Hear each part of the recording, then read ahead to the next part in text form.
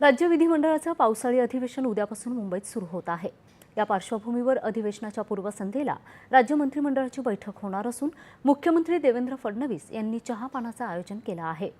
त्यानंतर मुख्यमंत्री आणि दोन्ही उपमुख्यमंत्र्यांची संयुक्त पत्रकार परिषद होणार आहे। पावसाळी अधिवेशनाच्या अनुषंगानं महाविकास आघाडीतील प्रमुख नेत्यांची बैठक झाली। त्यानंतर घेतलेल्या पत्रकार परिषदेत विरोधकांनी सरकारच्या चहापानावर बहिष्कार टाकल्याचं सांगितलं आहे। शेतकऱ्यांची कर्जमाफी, अवकाळीमुळे शेतकऱ्यांची नुकसान भरपाई, मुंबईतील रेल्वे अपघात, त्रिभाषा धोरण, शक्तीपीठ महामार्ग अशा विविध मुद्द्यांचे पडसाद अधिवेशनात उमटण्याची शक्यता आहे।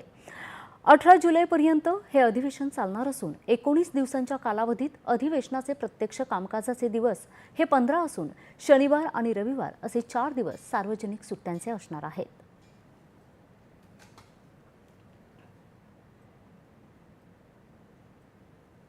नागपुरातील